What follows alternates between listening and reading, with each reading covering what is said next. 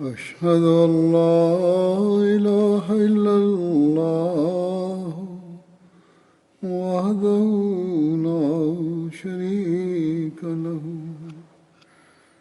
وأشهد أن محمدا عبده ورسوله أما بعد فأعوذ بالله من الشيطان الرجيم بسم الله الرحمن الرحيم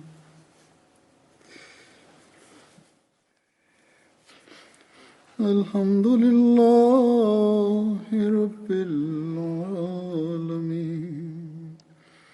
الرحمن الرحيم مالك يوم الدين إياك نعبد وإياك نستعين اهدنا الصراط المستقيم صراط الذين أنعمت عليهم غير المغضوب عليهم ولا الضالين.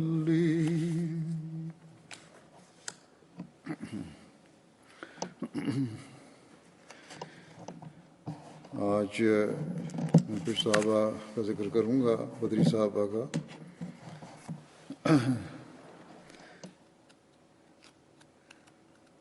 ان میں سے جن کا ذکر ہے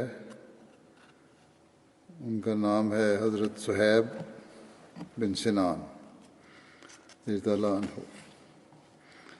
حضرت صہیب کے والد کا نام سنان بن مالک اور والدہ کا نام سلمہ بنت قید تھا. حضرت صہیب کا وطن موصل تھا. حضرت صہیب کے والد یا چچا کسریٰ کی طرف سے ابواللہ کے عامل تھے. ابواللہ دجلہ کے کنارے ایک شہر ہے جو بعد میں بصرہ کہلایا. رومیوں نے اس علاقے پر حملہ کیا تو انہوں نے حضرت صہیب کو قیدی بنا لیا جبکہ وہ بھی کم عمر تھے.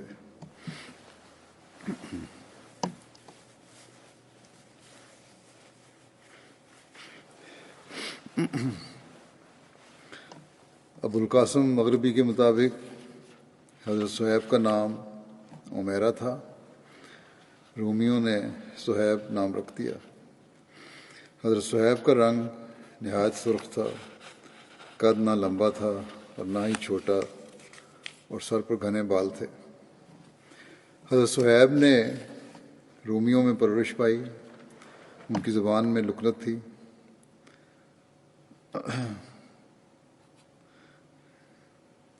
کلب نے انہیں رومیوں سے خرید لیا، ایک اور شخص تھا، اور انہیں لے کر مکہ آ گیا. پھر عبداللہ بن جدعان نے انہیں خرید کر آزاد کر دیا. حضرت صہیب عبداللہ بن جدعان کی وفات تک اس کے ساتھ مکے میں رہے، یہاں تک کہ نبی صلی اللہ علیہ وسلم کی بعثت ہو گئی.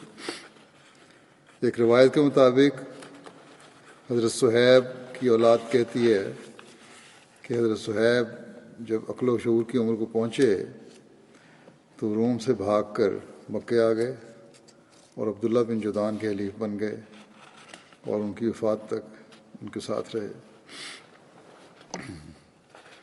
حضرت مسلم موعود رضی اللہ عنہ کے بارے میں بیان فرماتے ہیں کہ غلام صہیب تھے جو روم سے پکڑے ہوئے آئے تھے. یہ عبداللہ بن جدعان کے غلام تھے جنہوں نے ان کو آزاد کر دیا تھا.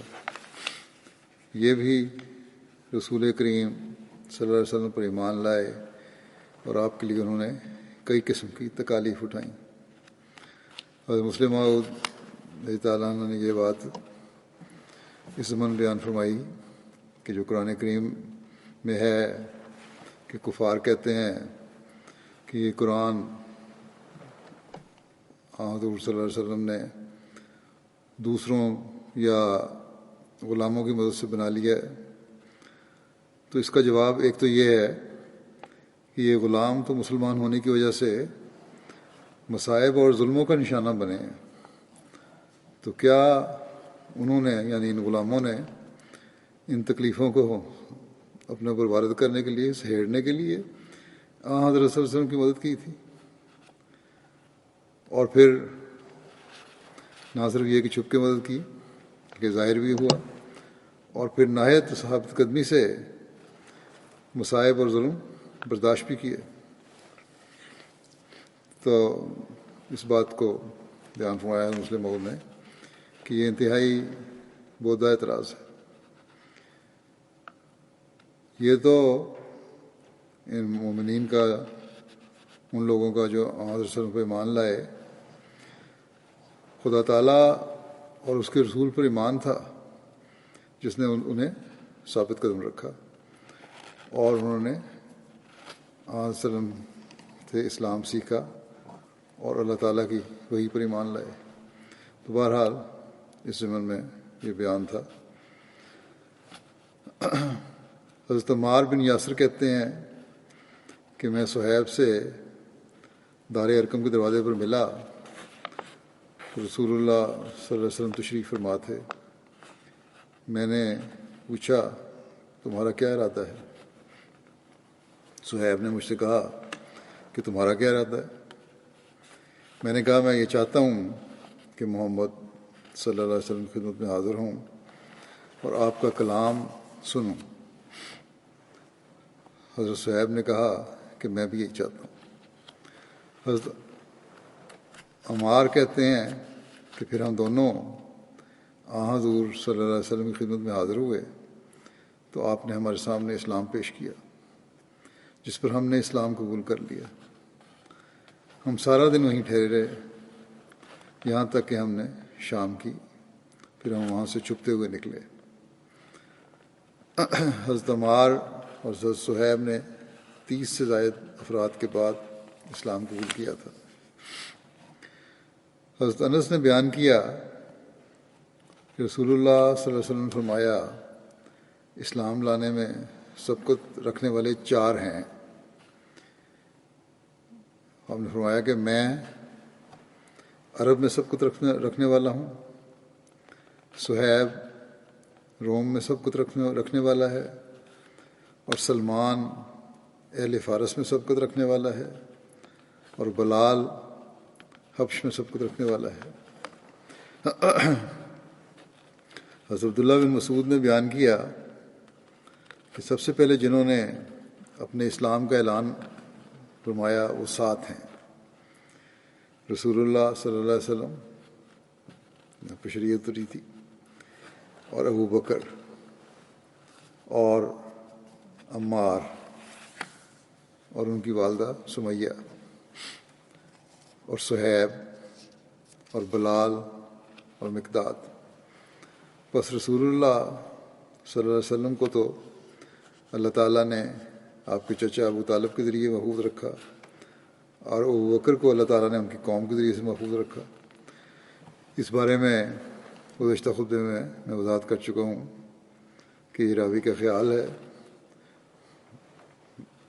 ورنہ حضرت صلی اللہ علیہ وسلم اور حضرت ابو بکر رضی اللہ عنہ کو بھی ان ظلموں کا نشانہ بننا پڑا تھا۔ گو شروع میں کچھ بچت ہوئی لیکن پھر بننا پڑا۔ بہرحال راوی کہتا ہے کہ باقیوں کو مشرکوں نے پکڑ لیا اور لوہے کی زرہیں پہنائیں اور انہیں دھوپ میں جلاتے تھے، بس ان میں سے کوئی بھی ایسا نہ تھا جس نے ان کے ساتھ جس بات پر وہ چاہتے تھے موافقت نہ کر لی ہو، سوائے بلال کے، کیونکہ ان پر اپنا نفس اللہ کی خاطر بے حیثیت ہو گیا تھا، اور وہ اپنی قوم کے لیے بھی بے حیثیت تھے۔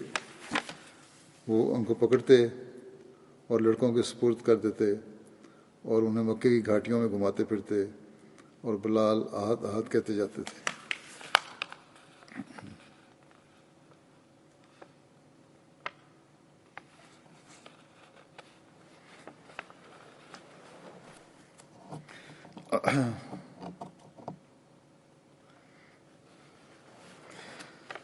بہرحال سختیاں تو ان سب نے برداشت کی تھیں، جیسا کہ نے کہا اور ہر ایک نے اپنے ایمان پر ثابت کرنے کا اظہار کیا، لیکن بہرحال حضرت بلال کے بارے میں جو روایت ہے وہ یہی ہے کہ آپ کو بہت زیادہ ظلموں کا نشانہ بنایا گیا۔ پھر بیان کیا جاتا ہے کہ حضرت صہیب ان مومنین میں سے تھے جنہیں کمزور سمجھا جاتا تھا اور جنہیں مکے میں اللہ کی راہ میں اذیت دی جاتی تھی، تکلیفوں سے ان کو بھی بہت زیادہ گزرنا پڑا۔ ایک روایت کے مطابق حضرت عمار بن یاسر کو اتنی تکلیف دی جاتی کہ انہیں معلوم نہ ہوتا کہ وہ کیا کر رہے ہیں۔ یہی حالت حضرت صہیب، حضرت ابو فائد، حضرت عامر بن فہیرہ اور دیگر اصحاب کی تھی۔ ان اصحاب کے بارے میں یہ آیت نازل ہوئی کہ ثم ان ربک للذین ہاجروا من بعد ما فتنوا ثم جاہدوا وصبروا ان ربک من بعدها لغفور الرحیم۔ ان ربک من بعدها لغفور الرحیم۔ پھر تیرے رب یقیناً ان لوگوں کو جنہوں نے ہجرت کی بعد اس کے کہ فتنہ میں مبتلا کیے گئے، پھر انہوں نے جہاد کیا اور صبر کیا، تو یقیناً تیرا رب اس کے بعد بہت بخشنے والا اور بار بار رحم کرنے والا ہے۔ ایک روایت کے مطابق مدینہ کی طرف ہجرت کرنے والوں میں سے جو سب سے آخر پر آئے وہ حضرت علی اور حضرت صہیب بن سنان تھے۔ یہ نصف ربیع الاول کا واقعہ ہے۔ حضرت صلی اللہ علیہ وسلم قباء میں قیام پذیر تھے، ابھی مدینہ کے لیے روانہ نہیں ہوئے تھے۔ ایک روایت میں ہے کہ حضرت صہیب جب ہجرت مدینہ کے لیے نکلے تو مشرکین کے ایک گروہ نے آپ کا تعاقب کیا، تو اپنی سواری سے اترے اور ترکش میں جو کچھ تھا وہ نکال لیا اور کہا، اے قریش کے گروہ، تم جانتے ہو کہ میں تمہارا ماہر تیر اندازوں میں سے ہوں۔ اللہ کی قسم تم مجھ تک نہیں پہنچ سکتے جب تک کہ جتنے تیر میرے پاس ہیں وہ سب تمہیں مار نہ لوں، پھر میں اپنی تلوار سے تمہیں ماروں گا یہاں تک کہ میرے ہاتھ میں کچھ بھی نہ رہے۔ لہذا تم لوگ جو چاہو کرو، اگر میرا مال چاہتے ہو تو میں تمہیں اپنے مال کے بارے میں بتا دیتا ہوں کہ میرا مال کہاں ہے، اور تم میرا راستہ چھوڑ دو۔ ان لوگوں نے کہا ٹھیک ہے۔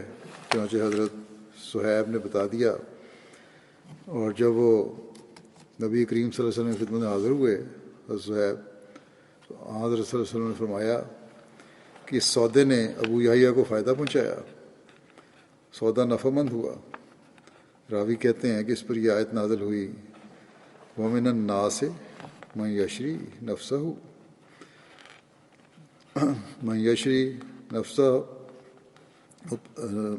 نفسہ ابتغاء مرضات اللہ واللہ رؤوف بالعباد۔ اور لوگوں میں سے ایسا بھی ہے جو اپنی جان اللہ کی رضا کے حصول کے لیے بیچ ڈالتا ہے، اور اللہ بندوں کے حق میں بہت ہی مہربانی کرنے والا ہے۔ ایک روایت میں ہے کہ حضرت صہیب مکہ سے ہجرت کر کے حضرت صلی اللہ علیہ وسلم کی خدمت میں حاضر ہوئے۔ اس وقت آپ قباء میں تھے، آپ کے ساتھ حضرت ابوبکر اور حضرت عمر بھی تھے۔ اس وقت یعنی صلی اللہ علیہ وسلم کے ساتھ پاس اس وقت حضرت ابوبکر اور عمر بھی تھے۔ اس وقت ان سب کے سامنے تازہ کھجوریں تھیں جو حضرت کلثوم بن ہدم لائے تھے۔ راستے میں حضرت صہیب کو آشوب چشم ہو گیا تھا، آنکھوں کی تکلیف ہو گئی تھی، اور انہیں سخت بھوک لگی ہوئی تھی، سفر کی وجہ سے تھکان بھی تھی۔ حضرت صہیب کھجوریں کھانے کے لیے لپکے تو حضرت عمر نے کہا، یا رسول اللہ، صہیب کی طرف دیکھیں، اسے آشوب چشم ہے اور وہ کھجوریں کھا رہا ہے۔ آپ نے فرمایا، حضرت رسول نے فرمایا مذاقاً کہ تم کھجور کھا رہے ہو جب کہ تمہیں آشوب چشم ہے، آنکھیں سوجی ہوئی ہیں، بہہ رہی ہیں۔ حضرت صہیب نے عرض کیا، میں اپنی آنکھ کے اس حصے سے کھا رہا ہوں جو ٹھیک ہے۔ اس پر رسول اللہ صلی اللہ علیہ وسلم مسکرا دیے۔ پھر حضرت صہیب نے حضرت ابوبکر سے کہا کہ آپ نے مجھ سے وعدہ کیا تھا کہ ہم ہجرت میں مجھے ساتھ لے کر جائیں گے، مگر آپ چلے آئے اور مجھے چھوڑ دیا۔ پھر انہوں نے عرض کیا، یا رسول اللہ صلی اللہ علیہ وسلم، آپ نے مجھے ساتھ لے کر جانے کا وعدہ کیا تھا، تاہم آپ بھی تشریف لے آئے اور مجھے چھوڑ آئے۔ قریش نے مجھے پکڑ لیا اور مجھے محبوس کر دیا، اور میں نے اپنی جان اور اپنے گھر والوں کو اپنے مال کے عوض خریدا۔ رسول اللہ صلی اللہ علیہ وسلم نے فرمایا، سودا نفع مند ہے۔ اس پر اللہ تعالیٰ نے یہ آیت نازل فرمائی، وَمِنَ النَّاسِ مَن یشری نَفْسَهُ ابتغاء مرضات اللہ۔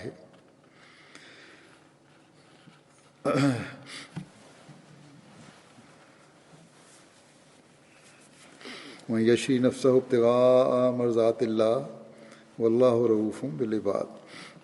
اور لوگوں میں سے ایسا بھی ہے جو اپنی جان اللہ کی رضا کے رسول کے لیے بیچ ڈالتا ہے، اور اللہ بندوں کے حق میں بہت مہربانی کرنے والا ہے۔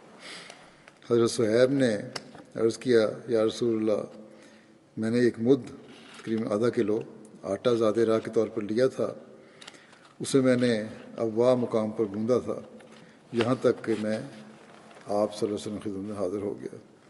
اس سفر میں صرف اتنا کھایا خوراک تھی۔ حضرت مسلم موعود رضی اللہ عنہ بیان فرماتے ہیں ان کے بارے میں کہ صہیب ایک مالدار آدمی تھے، یہ تجارت کرتے تھے اور مکے کے باحیثیت آدمیوں میں سمجھے جاتے تھے، مگر باوجود اس کے کہ وہ مالدار بھی تھے اور آزاد بھی ہو چکے تھے، اب تو غلام نہیں رہے تھے، قریش ان کو مار مار کر بے ہوش کر دیتے تھے۔ جب رسول اللہ صلی اللہ علیہ وسلم مدینہ کی طرف ہجرت کر کے گئے تو آپ کے پاس صہیب نے بھی چاہا کہ وہ بھی ہجرت کر کے مدینہ چلے جائیں، مگر مکے کے لوگوں نے ان کو روکا اور کہا کہ جو دولت تم نے مکے میں کمائی ہے تم اسے مکے سے باہر کس طرح لے جا سکتے ہو، ہم تمہیں مکے سے جانے نہیں دیں گے۔ صہیب نے کہا، اگر میں یہ سب کی سب دولت چھوڑ دوں تو کیا پھر تم مجھے جانے دو گے؟ وہ اس بات پر رضامند ہو گئے اور آپ اپنی ساری دولت مکے والوں کے سپرد کر کے خالی ہاتھ مدینہ چلے گئے اور رسول اللہ صلی اللہ علیہ وسلم کی خدمت میں حاضر ہوئے۔ آپ نے فرمایا، صہیب، تمہارا یہ سودا سب پہلے سودوں سے نفع مند رہا، یعنی پہلے اسباب کے مقابلے میں تم روپیہ حاصل کیا کرتے تھے، مگر اب روپیہ کے مقابلے میں تم نے ایمان حاصل کر لیا۔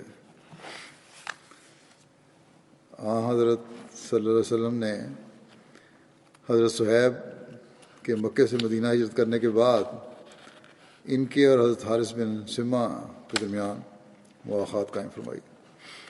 حضرت صہیب غزوہ بدر، احد، خندق اور باقی تمام غزوات میں رسول اللہ صلی اللہ علیہ وسلم کے ساتھ شریک ہوئے۔ حضرت عائض بن عمر سے روایت ہے کہ حضرت سلمان، حضرت صہیب اور حضرت بلال لوگوں میں بیٹھے ہوئے تھے، ان کے پاس ابو سفیان بن حرب کا گزر ہوا۔ لوگوں نے کہا کہ اللہ تبارک و تعالیٰ کی تلواریں ابھی اللہ کے دشمن کی گردن پر نہیں چلیں۔ اس پر حضرت ابوبکر نے کہا، کیا تم قریش کے سرکردہ اور سردار کے بارے میں ایسا کہتے ہو؟ یہ بات نبی کریم صلی اللہ علیہ وسلم کو بتائی گئی تو آپ صلی اللہ علیہ وسلم نے فرمایا، اے ابوبکر، شاید تم نے انہیں غصہ دلا دیا ہے۔ اگر تم نے انہیں غصہ دلایا ہے تو تم نے اپنے رب تبارک و تعالیٰ کو غصہ دلایا ہے۔ حضرت ابوبکر ان لوگوں کے پاس واپس گئے اور کہا کہ اے ہمارے بھائیوں، شاید تم ناراض ہو گئے ہو۔ انہوں نے کہا، نہیں اے ابوبکر، اللہ آپ سے مغفرت فرمائے۔ حضرت صہیب بیان کرتے ہیں کہ جس مارکے میں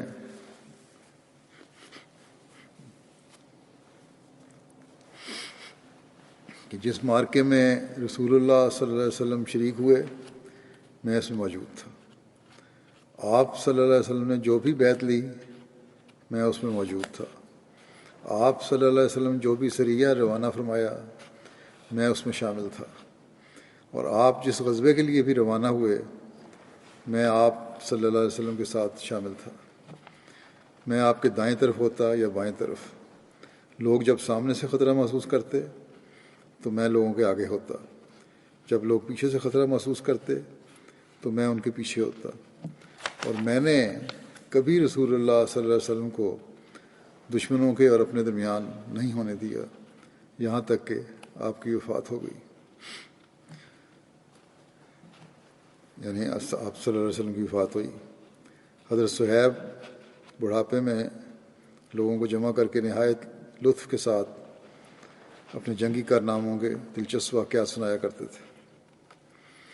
حضرت صہیب کی زبان میں عجمیت تھی، یعنی عربوں والی وہ فصاحت نہیں تھی. زید بن اسلم اپنے والد سے روایت کرتے ہیں کہ میں حضرت عمر کے ساتھ چلا یہاں تک کہ وہ حضرت صہیب کے ایک باغ میں داخل ہوئے جو عالیہ مقام میں تھا. حضرت صہیب نے جب حضرت عمر کو دیکھا تو کہا یناس یناس. حضرت عمر کو لگا کہ اناس کہہ رہے ہیں تو حضرت عمر نے کہا کہ اے اسے کیا ہوا ہے، یہ لوگوں کو کیوں بلا رہا ہے. راوی کہتے ہیں کہ میں نے عرض کیا کہ وہ اپنے غلام کو بلا رہے ہیں جس کا نام یوحنس ہے. زبان میں گرا کی وجہ سے وہ اسے ایسا کہہ رہے ہیں. حضرت عمر نے کہا اے صہیب. وہاں پھر باتیں ہوئیں. اس کے بعد تو حضرت عمر نے کہا کہ اے صہیب 3 باتوں کے علاوہ میں تم میں سے کوئی عیب نہیں دیکھتا، تم میں کوئی عیب نہیں دیکھتا. اگر وہ تم میں نہ ہوتی تو میں تم پر کسی کو فضیلت نہ دیتا. میں دیکھتا ہوں کہ تم اپنے آپ کو عرب کی طرف منسوب کرتے ہو جبکہ تمہاری زبان عجمی ہے، اور تم اپنی کنیت ابو یحییٰ بتاتے ہو جو ایک نبی کا نام ہے، اور تم اپنا مال فضول خرچ کرتے ہو. حضرت صہیب نے جواب میں کہا جہاں تک میرے مال فضول خرچ کرنے کا تعلق ہے تو میں اسے وہیں خرچ کرتا ہوں جہاں خرچ کرنے کا حق ہوتا ہے، فضول نہیں کرتا. جہاں تک میری کنیت کا تعلق ہے تو وہ حضور صلی اللہ علیہ وسلم نے ابو یحییٰ رکھی تھی اور میں اس کو ہرگز ترک نہیں کروں گا. اور جہاں تک میرے عرب کی طرف منسوب ہونے کا تعلق ہے تو رومیوں نے مجھے کم سنی میں قیدی بنا لیا تھا، اس لیے میں نے ان کی زبان سیکھ لی. میں قبیلہ نمر بن قاصد سے تعلق رکھتا ہوں.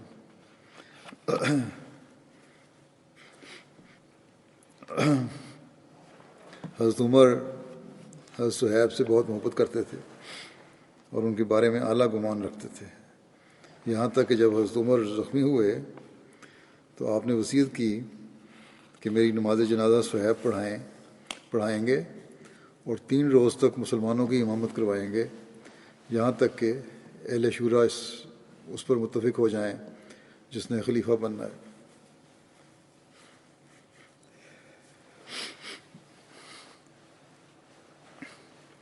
حضرت صہیب کی وفات ماہ شوال 38 ہجری میں ہوئی. بعض کے مطابق 39 ہجری میں وفات ہوئی. وفات کے وقت حضرت صہیب کی عمر 73 برس تھی. بعض روایات کے مطابق 70 برس تھی. آپ مدینہ میں دفن ہوئے. اگلے صحابی جن کا ذکر ہے وہ حضرت سعد بن ربیع ہیں. حضرت سعد بن ربیع کا تعلق انصار کے قبیلہ خزرج کے خاندان بنو حارث سے تھا. آپ کے والد کا نام ربیع بن عمر اور والدہ کا نام حذیلہ بنت عنبہ تھا. حضرت سعد کی 2 بیویاں تھیں. ایک کا نام امرہ بنت حزم اور دوسری کا نام حبیبہ بنت زید تھا. حضرت سعد بن ربیع کی 2 بیٹیاں تھیں. ایک بیٹی ام سعد تھیں. ایک جگہ انہیں ام سعید بھی لکھا گیا ہے. ان کا اصل نام جمیلہ تھا. حضرت سعد بن ربی زمانہ جاہلیت میں بھی لکھنا پڑھنا جانتے تھے، جبکہ بہت کم لوگ یہ جانتے تھے۔ حضرت سعد قبیلہ بنی محارث کے نقیب تھے، ان کے ساتھ حضرت عبداللہ بن رواحہ بھی اسی قبیلہ کے نقیب تھے۔ حضرت سعد بیعت عقبہ اولیٰ اور عقبہ ثانیہ میں شامل تھے۔ ہجرت مدینہ کے وقت حضور صلی اللہ علیہ وسلم نے حضرت سعد اور حضرت عبد الرحمن بن عوف کے درمیان مواخات قائم فرمائی۔ صحیح بخاری میں روایت ہے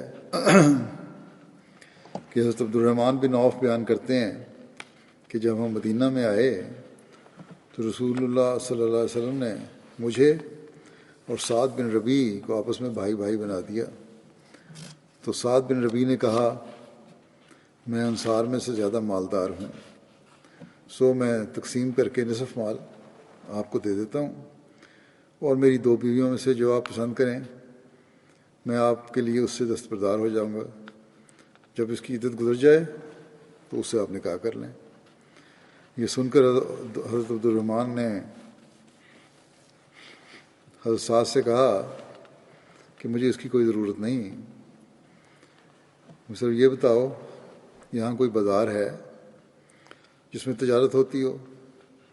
حضرت سعد نے بتایا کہ قینقاع کا بازار ہے۔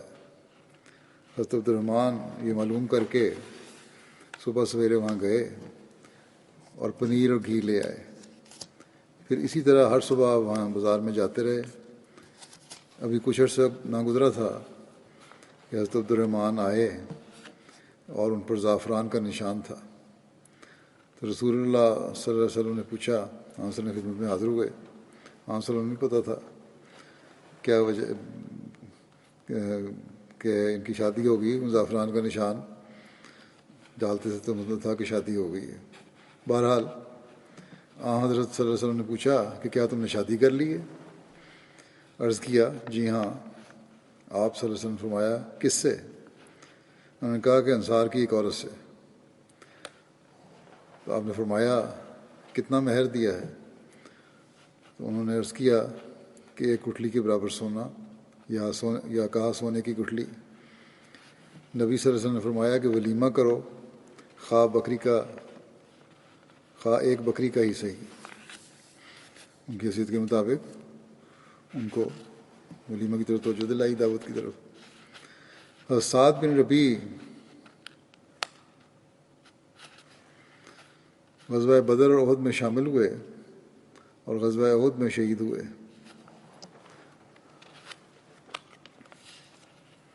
غزوہ احد کے روز رسول اللہ صلی اللہ علیہ وسلم نے فرمایا، میرے پاس سعد بن ربی کی خبر کون لائے گا؟ ایک شخص نے عرض کیا کہ میں۔ چنانچہ وہ مقتولین میں جا کر تلاش کرنے لگے۔ حضرت سعد نے اس شخص کو دیکھ کر کہا، تمہارا کیا حال ہے؟ اس نے کہا کہ مجھے رسول اللہ صلی اللہ علیہ وسلم نے بھیجا ہے تاکہ میں آپ صلی اللہ علیہ وسلم کے پاس تمہاری خبر لے کے جاؤں۔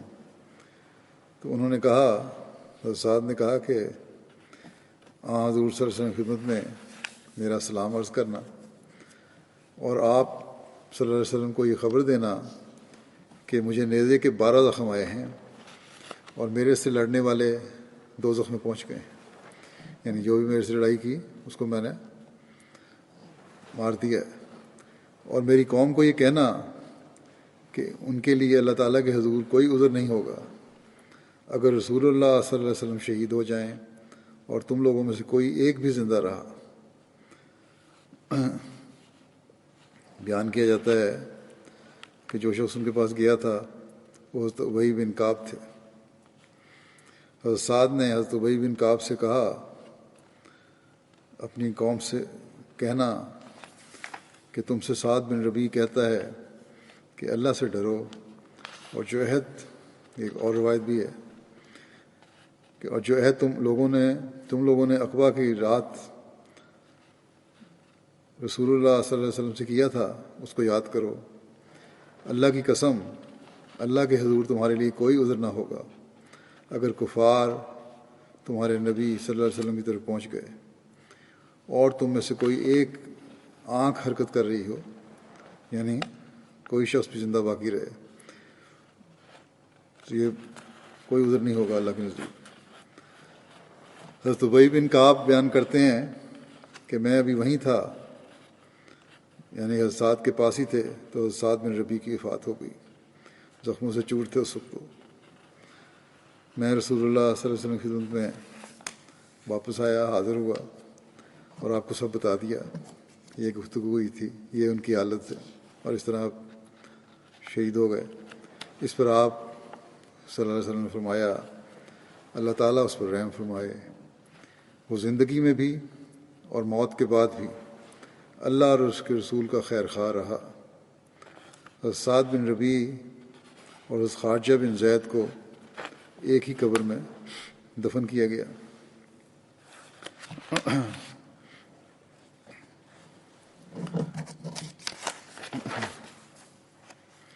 حضرت صاحبزادہ مرزا بشیر احمد صاحب حضرت سعد کی شہادت کا واقعہ بیان کرتے ہوئے اس طرح تعریف فرماتے ہیں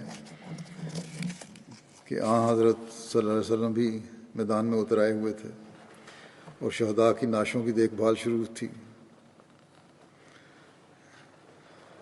جو نظارہ اس مسلمانوں کے سامنے تھا وہ خون کے آنسو رلانے والا تھا، یعنی جب جنگ ختم ہو گئی، حضرت صلی اللہ علیہ وسلم زخمی بھی تھے لیکن آپ پھر بھی میدان میں آ گئے، شہداء کی نعشوں کی دیکھ بھال شروع ہوئی، کس طرح تدفین کرنی ہے، زخمیوں کو سنبھالنے کی طرف توجہ ہوئی۔ تو بہرحال جو نظارہ تھا اس وقت مسلمانوں کے جو سامنے تھا وہ ایسا خوفناک تھا کہ کہتے ہیں کہ خون کے آنسو رلانے والا تھا۔ 70 مسلمان خاک و خون میں لتڑے ہوئے میدان میں پڑے تھے اور عرب کی وحشیانہ رسم مسلح کا مہیب نظارہ پیش کر رہے تھے، یعنی نہ صرف یہ کہ شہید ہوئے تھے بلکہ مسلح کیا گیا تھا، ان کے اعضاء کاٹے گئے تھے، ان کی شکلوں کو بگاڑا گیا تھا۔ ان مقتولین میں آپ لکھتے ہیں کہ ان مقتولین میں صرف 6 مہاجر تھے اور باقی سب انصار سے تعلق رکھتے تھے۔ قریش کے مقتولوں کی تعداد 23 تھی۔ جب حضرت صلی اللہ علیہ وسلم اپنے چچا اور رضائی بھائی حمزہ بن عبد المطلب کی نعش کے پاس پہنچے تو بے خود سے ہو کر رہ گئے، کیونکہ ظالم ہند جو تھی زوجہ ابو سفیان نے ان کی نعش کو بری طرح بگاڑا ہوا تھا۔ تھوڑی دیر تک تو آپ خاموشی سے کھڑے رہے اور آپ کے چہرے سے غم و غصے کے آثار نمایاں تھے۔ ایک لمحے کے لیے آپ کی طبیعت اس طرح بھی مائل ہوئی کہ مکے کے ان وحشی درندوں کے ساتھ جب تک انہی کا ایسا سلوک نہ کیا جائے گا وہ غالباً ہوش میں نہیں آئیں گے، ان کو سبق نہیں ملے گا۔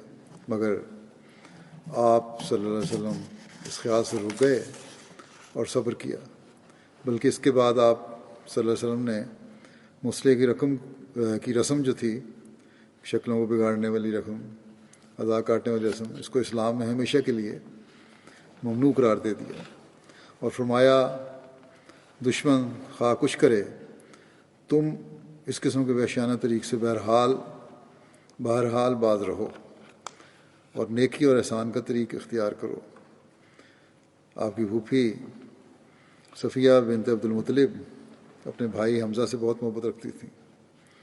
وہ بھی مسلمانوں کی ہزیمت کی خبر سن کر مدینہ سے نکل کے آئیں۔ حضرت صلی اللہ علیہ وسلم نے ان کے سامنے ان کے صاحبزادے زبیر بن العوام سے فرمایا کہ اپنی والدہ کو ماموں کی نعش نہ دکھانا، مگر بہن کی محبت کب چین لینے دیتی تھی۔ بیٹے نے تو کہا کہ نہ دیکھیں نعش حمزہ کی، کیونکہ مسلح کیا ہوا ہے، بگاڑا ہوا ہے چہرہ۔ انہوں نے اصرار کے ساتھ کہا کہ مجھے حمزہ کی نعش دکھا دو، میں وعدہ کرتی ہوں کہ صبر کروں گی اور کوئی جزا فضا کا کلمہ منہ سے نہیں نکالوں گی۔ چنانچہ وہ گئیں اور بھائی کی نعش دیکھ کر انا للہ و انا الیہ راجعون پڑھتی ہوئی خاموش ہو گئیں۔ پھر لکھتے ہیں کہ قریش نے دوسرے صحابہ کی نعشوں کے ساتھ بھی یہی سلوک کیا تھا۔ چنانچہ حضرت صلی اللہ علیہ وسلم کے پھوپھی زاد بھائی عبداللہ بن جاش کی نعش کو بھی بری طرح بگاڑا گیا تھا۔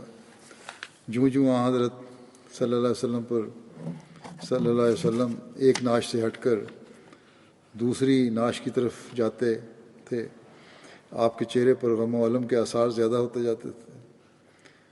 غالباً اسی موقع پر آپ صلی اللہ علیہ وسلم فرمایا کہ کوئی جا کر دیکھے کہ سعد بن ربیع رئیس سے انصار کا کیا حال ہے، آیا وہ زندہ ہیں یا شہید ہو گئے ہیں؟ کیونکہ میں نے لڑائی کے وقت دیکھا تھا کہ وہ دشمن کے نیزوں میں بری طرح گھرے ہوئے تھے۔ آپ کے فرمانے پر ایک انصاری صحابی ابی بن کعب گئے اور میدان میں ادھر ادھر سعد کو تلاش کیا مگر کچھ پتہ نہ چلا۔ آخر انہوں نے اونچی اونچی آوازیں دینی شروع کیں اور سعد کا نام لے کر پکارا، مگر پھر بھی کوئی سراغ نہ ملا۔ مایوس ہو کر وہ واپس جانے کو تھے کہ انہیں خیال آیا کہ میں نے حضرت صلی اللہ علیہ وسلم کا نام لے کر تو پکاروں، شاید اس سے پتہ چل جائے۔ پہلے تو خالی نام لے کر پکارا، پھر کہا کہ اس طرح پکاروں حضرت صلی اللہ علیہ وسلم کا نام لے کے گئے، صلی اللہ علیہ وسلم نے مجھے بھیجا ہے تمہیں تلاش کرنے کے لیے۔ چنانچہ انہوں نے بلند آواز سے پکار کر کہا کہ سعد بن ربیع کہاں ہیں؟ مجھے رسول اللہ صلی اللہ علیہ وسلم نے ان کی طرف بھیجا ہے۔ اس آواز نے سعد کے نیم مردہ جسم میں بجلی کی لہر دوڑا دی۔ لاشوں کے بیچ میں نیم مردہ پڑے ہوئے تھے۔ آپ صلی اللہ علیہ وسلم کا نام سنا تو ایک دم سے جنبش پیدا ہوئی جسم میں، اور انہوں نے چونک کر مگر نہایت دھیمی آواز میں جواب دیا، کون ہے؟ میں یہاں ہوں۔ ابی بن کعب نے غور سے دیکھا تو تھوڑے فاصلے پر مقتولین کے ایک ڈھیر میں سعد کو پایا، جو اس وقت نزع کی حالت میں جان توڑ رہے تھے۔ ابی بن کعب نے ان سے کہا کہ مجھے حضرت صلی اللہ علیہ وسلم نے اس لیے بھیجا ہے کہ تمہاری حالت سے آپ کو اطلاع دوں۔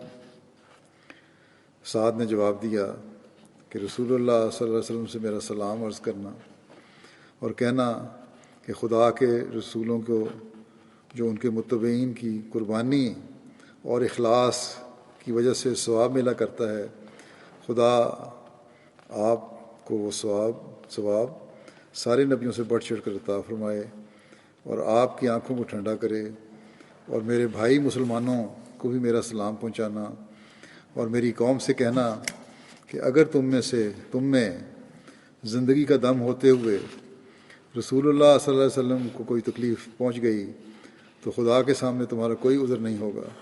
یہ کہہ کر سعد نے جان دے دی۔ حضرت مسلم موعود رضی اللہ عنہ نے بھی اس واقعے کا ذکر کیا ہے اور اپنے الفاظ میں اس طرح بیان فرمایا ہے کہ جنگ احد کا ایک واقعہ ہے۔ جنگ کے بعد حضرت صلی اللہ علیہ وسلم نے حضرت ابی بن کعب کو فرمایا کہ جاؤ اور زخمیوں کو دیکھو۔ وہ دیکھتے ہوئے حضرت سعد بن ربیع کے پاس پہنچے جو سخت زخمی تھے، آخری سانس لے رہے تھے۔ انہوں نے ان سے کہا کہ اپنے متعلقین اور عزیزوں کو اگر کوئی پیغام دینا ہو تو مجھے دے دیں۔ حضرت سعد نے مسکراتے ہوئے کہا کہ میں منتظر ہی تھا کہ کوئی مسلمان ادھر آئے تو پیغام دوں۔ تم میرے ہاتھ میں ہاتھ دے کر وعدہ کرو کہ میرا پیغام ضرور پہنچا دو گے۔ اور اس کے بعد انہوں نے جو پیغام دیا وہ یہ تھا کہ میرے بھائی مسلمانوں کو میرا سلام پہنچا دینا، میری قوم اور میرے رشتہ داروں سے کہنا کہ رسول کریم صلی اللہ علیہ وسلم ہمارے پاس خدا تعالیٰ کی ایک بہترین امانت ہے اور ہم اپنی جانوں سے اس امانت کی حفاظت کرتے رہے ہیں۔ اب ہم جاتے ہیں، ہم تو جا رہے ہیں، اس دنیا سے رخصت ہو رہے ہیں اور اس امانت کی حفاظت تمہارے سپرد کرتے ہیں۔ ایسا نہ ہو کہ تم اس کی حفاظت میں کمزوری دکھاؤ۔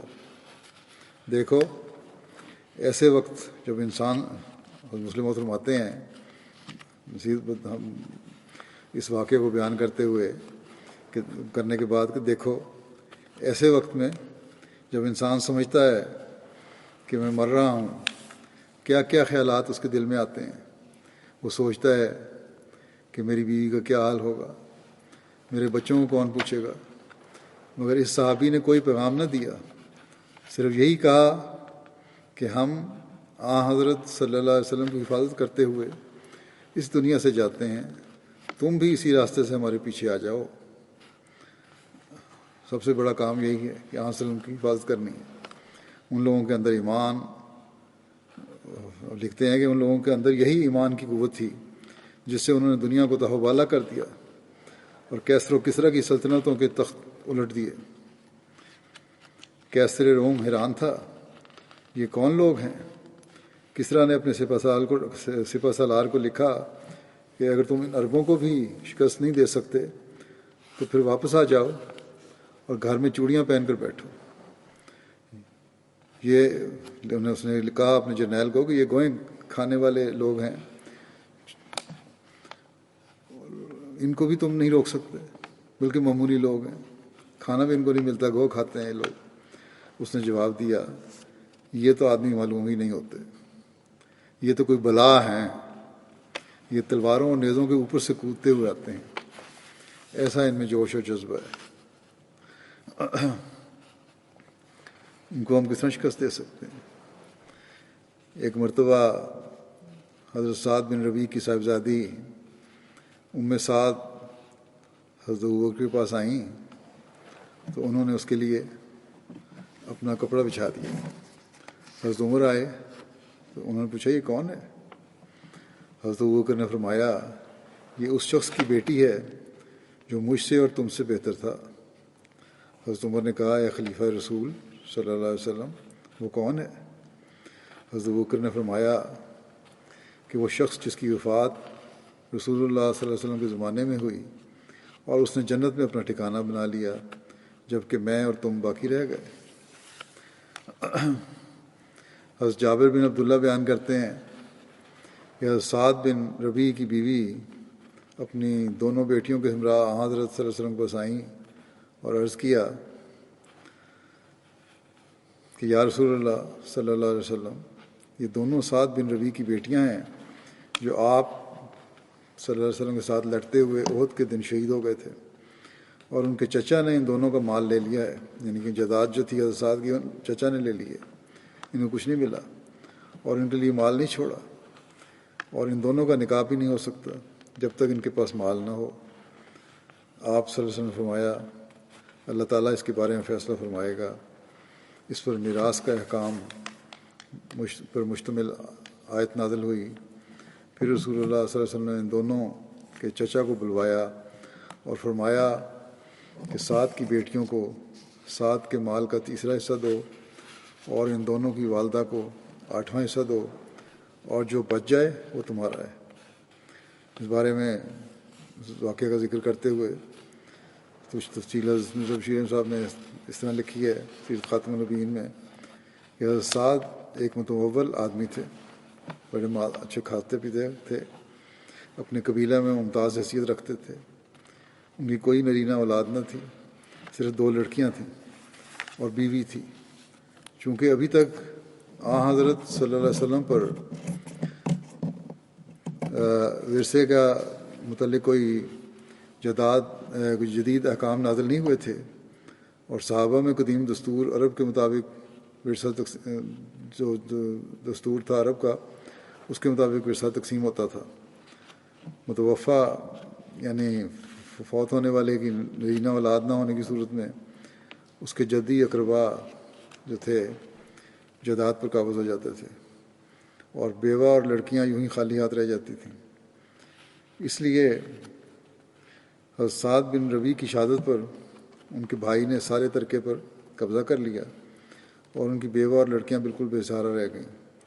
اس تکلیف سے پریشان ہو کر حضرت سعد کی بیوہ اپنی دونوں لڑکیوں کو ساتھ لے کر حضرت صلی اللہ علیہ وسلم کی خدمت میں حاضر ہوئیں اور ساری سرگزشت سنا کر اپنی پریشانی کا ذکر کیا۔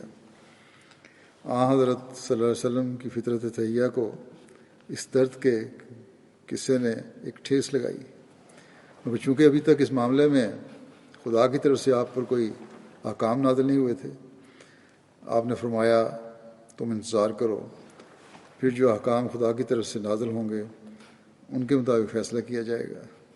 چنانچہ آپ صلی اللہ علیہ وسلم نے اس بارے میں توجہ فرمائی، اور ابھی زیادہ وقت نہیں گزرا تھا کہ آپ پر ورثے کے معاملے میں بعض وہ آیات نازل ہوئیں جو قرآن شریف کی سورۃ النساء میں بیان ہوئی ہیں۔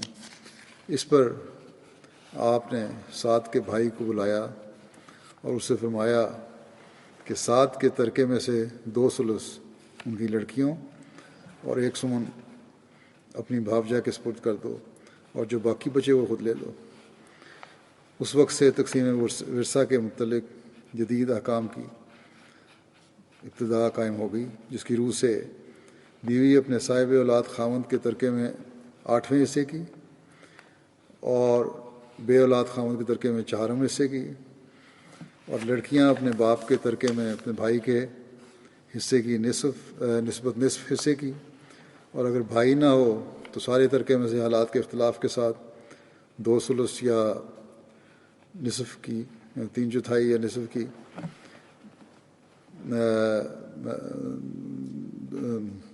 2/3 یا نصف کی، اور ماں اپنے صاحب اولاد لڑکے کے ترکے میں 6 حصے کی، اور بے اولاد لڑکے کے ترکے میں 3 حصے کی حقدار قرار دی گئی، اور اسی طرح دوسرے ورثاء کے حصے مقرر ہو گئے، اور عورت کا وہ فطری حق جو اس سے چھینا جا چکا تھا اس سے واپس مل گیا۔ مرزا بشیر احمد صاحب نے ایک نوٹ لکھا ہے آگے، لکھتے ہیں کہ میں اس موقع پہ یہ کہنا بھی نوٹ لکھنا بھی غیر ضروری، اس موقع یہ نوٹ بھی غیر ضروری نہیں ہوگا کہ حضرت صلی اللہ علیہ وسلم کی تعلیم کی امتیازی خصوصیات میں سے ایک خصوصیت یہ ہے کہ آپ نے طبقہ نسواں کے تمام جائز اور واجبی حقوق کی پوری حفاظت فرمائی ہے، بلکہ حق یہ ہے کہ دنیا کی تاریخ میں آپ صلی اللہ علیہ وسلم سے پہلے یا آپ کے بعد کوئی ایسا شخص نہیں گزرا جس نے عورت کے حقوق کی ایسی حفاظت کی ہو جیسی آپ نے کی ہے۔ چنانچہ ورثے میں، بیاہ شادی میں، خاوند بیوی کے تعلقات میں، طلاق و خلا میں، اپنی ذاتی جائیداد پیدا کرنے کے حق میں، اپنی جائیداد کے استعمال کرنے کے حق میں، تعلیم کے حقوق میں، بچوں کی ولایت و تربیت کے حقوق میں، قومی اور ملکی معاملات میں حصہ لینے کے حق میں، شخصی آزادی کے معاملے میں، دینی حقوق اور ذمہ داریوں میں، الغرض دین و دنیا کے ہر اس میدان میں جس میں عورت قدم رکھ سکتی ہے، حضرت صلی اللہ علیہ وسلم نے اس کے تمام واجبی حقوق کو تسلیم کیا ہے، اور اس کے حقوق کی حفاظت کو اپنی امت کے لیے ایک مقدس امانت اور فرض کے طور پر قرار دیا ہے۔ یہی وجہ ہے کہ عرب کی عورت آپ کی بعثت کو اپنے لیے ایک نجات کا پیغام سمجھتی تھی۔ پھر آپ لکھتے ہیں کہ مجھے اپنے رستے سے ہٹنا پڑتا ہے، یعنی مضمون جو بیان ہو رہا ہے اس سے پرے ہٹ رہا ہوں، ہٹنا پڑتا اگر میں مزید اس کی تفصیلات بیان کرتا، ورنہ میں بتاتا، کیونکہ مضمون یہ نہیں بیان ہو رہا عورتوں کے حقوق کا، اس لیے بیان نہیں کر سکتا، ورنہ میں بتا دیتا کہ عورت کے معاملے میں آپ کی تعلیم حقیقتاً اس اعلیٰ مقام پر قائم ہے جس تک دنیا کا کوئی مذہب اور کوئی تمدن نہیں پہنچا، اور یقیناً آپ کا یہ پیارا قول ایک گہری صداقت پر مبنی ہے کہ حبب الیہ من دنیاکم النساء والطیب وجعلت قرۃ عینی فی الصلاۃ، یعنی دنیا کی چیزوں میں سے میری فطرت کو جن چیزوں کی محبت کا خمیر دیا گیا ہے وہ عورت اور خوشبو ہیں، مگر میری آنکھوں کی ٹھنڈک نماز یعنی عبادت الہی میں رکھی گئی ہے۔ آج کی دنیا عورت کے حقوق کی بات کرتی ہے اور چند سطحی باتوں کو اٹھا کر جن کا آزادی سے کوئی تعلق نہیں ہے، بلکہ اسلام نے وہ جو پابندیاں لگائی ہیں وہ بھی عورت کی عزت قائم کرنے اور گھروں کے سکون اور اگلی نسل کی تربیت کے لیے رکھی ہیں، ان پر اعتراض کرتے ہیں، اسلام پر اعتراض کرنے والے، جبکہ حقیقت یہ ہے کہ عورت کی آزادی اور اس کے حقوق دلوانے کی حقیقی تعلیم اسلام کی ہی ہے۔ اللہ کرے کہ دنیا اس حقیقت کو سمجھ کر غلاظتوں اور فسادوں سے بچ سکے، اور ہماری عورتیں بھی اس حقیقت کو سمجھیں۔ بعض دفعہ دنیا کے پیچھے چل پڑتی ہیں کہ دنیا کی آزادی یہ ہے، اور اس حقیقت کو سمجھیں وہ، اور جو مقام اسلام نے عورت کو دیا ہے اس کو سمجھیں، کیونکہ وہ نہ کسی مذہب نے دیا ہے اور نہ ہی نام نہاد روشن خیال حقوق نسواں کے اداروں نے دیا ہے یا تحریک نے دیا ہے۔ اللہ تعالیٰ مردوں کو بھی عورتوں کے حقوق ادا کرنے کی اسلامی تعلیم کے مطابق توفیق عطا فرمائے، تاکہ یہ معاشرہ پرامن معاشرہ ہو۔ اس کے بعد میں مختصراً موجودہ حالات کے لیے بھی دعا کے لیے کہنا چاہتا ہوں۔ دعا کریں کہ اللہ تعالیٰ جہاں کرونا کی وبا سے اور آفات سے دنیا کو پاک کرے، وہاں انسانوں کو یہ عقل اور سمجھ بھی دے کہ ان کی بقا اور بچت ایک خدا کی طرف جھکنے اور ایک دوسرے کے حقوق ادا کرنے میں ہے، دنیا سے فتنہ و فساد ختم کرنے میں ہے، قربانی دیتے ہوئے اپنی حکومتوں کو اللہ تعالیٰ عقل دے کہ انصاف پر مبنی نظام چلائیں۔ امریکہ میں بھی آج کل جو بے چینی اور بد امنی پھیلی ہوئی ہے، اس سے ہر احمدی کو خصوصاً اس کے بد اثرات سے محفوظ رکھے، وہاں عوام کو بھی صحیح رنگ میں اپنے مطالبے پیش کرنے اور حقوق لینے کی توفیق عطا فرمائے۔ اگر افریقن امریکن توڑ پھوڑ کے ذریعے سے اپنے گھروں کو جلائیں گے تو اس کا نقصان ان کو ہی ہوگا، کیونکہ اس پہ تو کئی افریقن لیڈروں نے بھی کہا ہے کہ اپنے گھروں کو تو نہ جلاؤ، اپنے گھروں کی توڑ پھوڑ تو نہ کرو، ہاں اپنے حق لو اور جائز طریقے سے لو، جہاں تک اجازت دیتی ہے حکومت پروٹیسٹ بھی ہوں، لیکن اپنے جائیدادوں کو تباہ کرنے کا تو کوئی فائدہ نہیں ہوگا، الٹا نقصان ہوگا۔ اس لیے اس بارے میں بھی پروٹیسٹ کرنے والوں کو بھی سوچنا چاہیے۔ بہرحال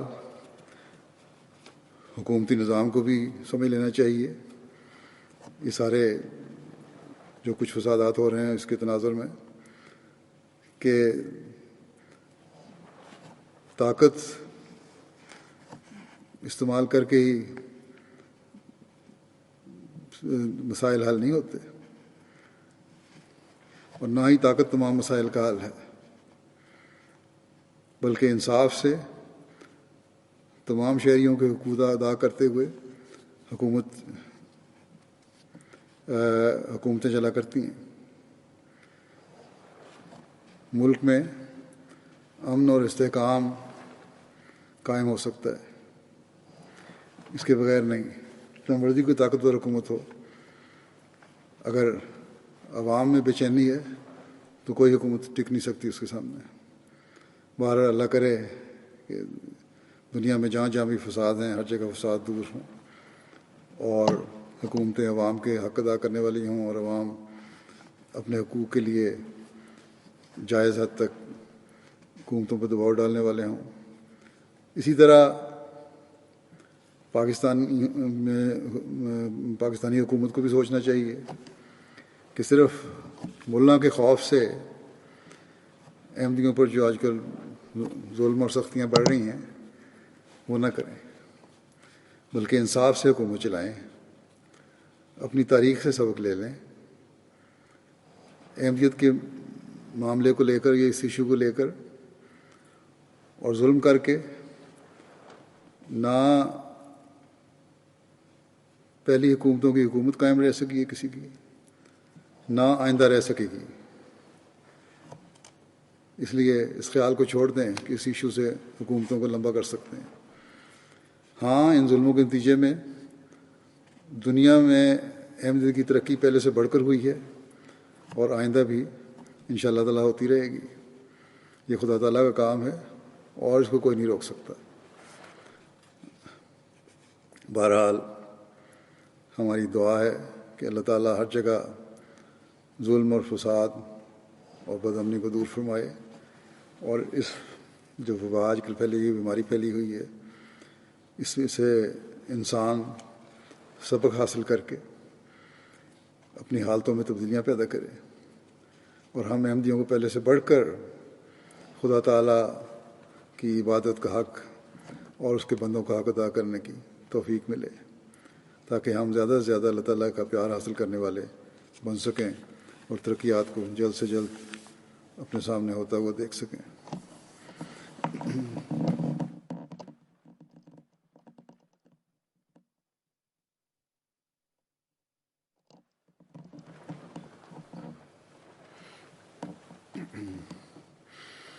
الحمد لله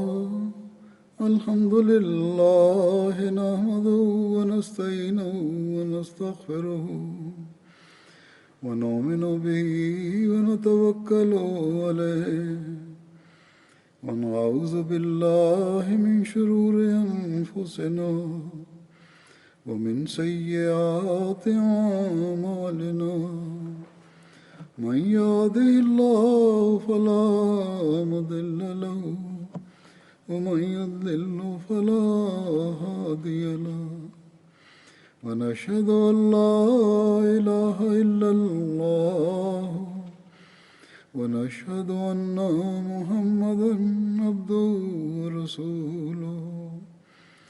عباد الله رحمكم الله، إن الله يأمر بالعدل والإحسان وإيتاء ذي القربى وينهى عن الفحشاء والمنكر والبغي يعظكم لعلكم تذكرون۔ اذكروا الله يذكركم وادعوه يستجب لكم ولذكر الله أكبر۔